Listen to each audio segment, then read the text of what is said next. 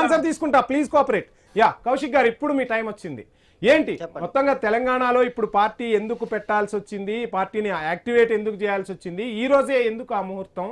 So ఒక రకంగా తెలంగాణ గద్దర్ విషయాన్ని తీసుకొచ్చారు, ఇంకా ఎవరినో ఒకరిని ఒక సన్మాన కార్యక్రమం ఎటువంటిదో లేకుండా డైరెక్ట్గా ప్రెస్ మీట్ పెట్టేసి నాపై ఏదో దాడి జరుగుతోంది, నన్ను పార్టీ పెడతా అంటే పెట్టనివ్వట్లేదు, నా పార్టీ కార్యక్రమాలు నా సభ కూడా ఎక్కడ నిర్వహించే అవకాశం లేకుండా చేస్తున్నారు అని చెప్పే ప్రయత్నం పవన్ కళ్యాణ్ చేసినట్టుగా రాజకీయ పార్టీల నుంచి వినిపిస్తున్న విమర్శ. ఏం ఆన్సర్ చేస్తారు?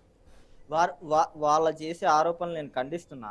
ఏదైతే తెలంగాణలో ఈ రోజు పవన్ కళ్యాణ్ గారు ఏదైతే పార్టీ పెట్టి దానికి సభకు సంబంధించిన అంశాలు ఏదైతే మాట్లాడారో, కార్యకర్తల సభ అని అనేక సందర్భాల్లో చెప్పారు. ఆ సభ పర్మిషన్ లో కూడా మేము జనసేన సాధన కార్యకర్తల సభ అని కూడా చెప్పాం. దాంతోపాటు ఇంకొక అంశం ఏంటంటే, మన బీఆర్ఎస్ నాయకులు మాట్లాడారు ఏదైతే తెలంగాణలో పాత్ర ఏంటి పవన్ కళ్యాణ్ గారు ఉద్యమ పాత్ర. రౌండ్ టేబుల్ సమావేశం జరిగింది కదా, దాంట్లో విమలక్క గారు చెప్పారు ఉస్మానియా యూనివర్సిటీలో మలదశ ఉద్యమం జరిగేటప్పుడు నేనుగా చెప్పింది ఆ వర్డ్స్ ఒకసారి రీవెరిఫికేషన్ చేసుకోండి.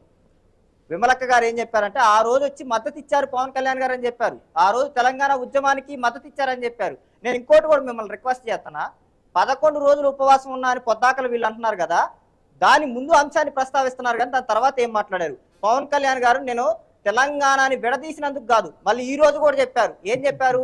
పొన్నం ప్రభాకర్ గారు మీరు మేము మాట్లాడుకొని విడదీసుకోవాలి కానీ తన్నుకొని పెప్పర్ స్ప్రేలు ఇచ్చుకొని ఒకరిని చంపుకొని వ్యక్తిత్వ హననాలు చేసుకొని రాష్ట్రాల మధ్య విద్వేషాలు రెచ్చగొట్టి కాదు అని చెప్పి పవన్ కళ్యాణ్ గారు చెప్పారు, వివరణ చెప్పారు. దయచేసి మీరు ఆ వీడియో వేయండి. ఎందుకు మీరు ఓన్లీ 11 రోజులు ప్రస్తావన తీసుకొస్తున్నారు? 11 రోజుల తర్వాత ఏం చెప్పారు? ఇంకొక అంశం అడుగుతున్నా, బీఆర్ఎస్ నాయకులు మాట్లాడుతున్నారు కదా, 10 ఏళ్ల పాలనలో 1200 మంది అమరులు అన్న ఉద్యమంలో పాల్గొన్నాడు, అన్నను నేను గౌరవిస్తున్నా, 100కు 100% గౌరవిస్తా, అన్నలాంటి వాళ్ళకి పదవులు రావాలి. తుమ్మల నాగేశ్వరరావు గారు ఎవరు? ఇదే ఉద్యమకారుల మీద వ్యతిరేకించే వ్యక్తి కదా. ఇదే తలసాని శ్రీనివాసరావు గారు ఎవరు? ఇదే 1200 మంది అమరుల్ని 600 మందికి తగ్గించింది ఎవరు? వాసాల మరికి పోయి పెట్టే తీరుకున్న కేసీఆర్ గారికి తెలంగాణ అమరవీరుని కనీసం పిలిచి ఎందుకు పరామర్శించలేదు? కనీసం ఒక పెన్షన్ కూడా ఎందుకు ఇవ్వలేదు? తెలంగాణ అస్తిత్వం మీద దాడి జరుగుతుంది. ఇప్పుడు అంటున్నారు కదా ధర్నాలు, తెలంగాణ అస్తిత్వం పోరాటం అంటున్నారు కదా, అలాంటి పోరాటం మీద ఎందుకు ఉక్కుపాదం మోపాలనుకున్నారు? ధర్నా చౌక్లు ఎందుకు ఎత్తేశారు? ఉద్యమాన్ని ఎందుకు అణచివేయాలని చూశారు? మీ పరిపాలనలో నియంతృత్వంతో కనీసం ఒక ప్రశ్నను ఎదుర్కోవటానికి సాహసం చేయలేదు. నేను అడుగుతున్నా, పవన్ కళ్యాణ్ గారికి ఏ నైతిక హక్కు ఉందంటున్నారు కదా, నేను కూడా మిమ్మల్ని అడుగుతున్నా, ఈ ప్రశ్నలన్నిటికీ సమాధానం చెప్పండి. శంకరమ్మ గారిని అవమానించింది నిజం కదా? ఇదే మానుకోటలో ఉద్యమకారుల మీద రాళ్లు విసిన ఎమ్మెల్సీ పాడి కౌశిక్ రెడ్డి గారికి ఎట్లా ఎమ్మెల్సీ ఇచ్చారు? మీరు ఒక ఉద్యమకారుడుగా వ్యతిరేకించారు కదా. ఉద్యమకారుల మీద రాళ్లు వేసిన వ్యక్తికి ఎమ్మెల్సీ ఎట్టిచ్చింది మీ పార్టీ ఎట్లా మద్దతు ఇచ్చింది? మీరు దాని మీద వివరణ ఇవ్వండి. ఎందుకు శంకరమ్మకి 10 ఏళ్లలో ఒక ఎమ్మెల్సీ ఇవ్వలేదు?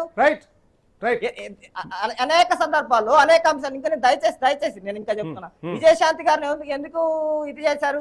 గాదే ఎన్ఐ గారిని ఎందుకు విమర్శించారు? తర్వాత జయశంకర్ సార్ ఎట్లా అవమానించారు?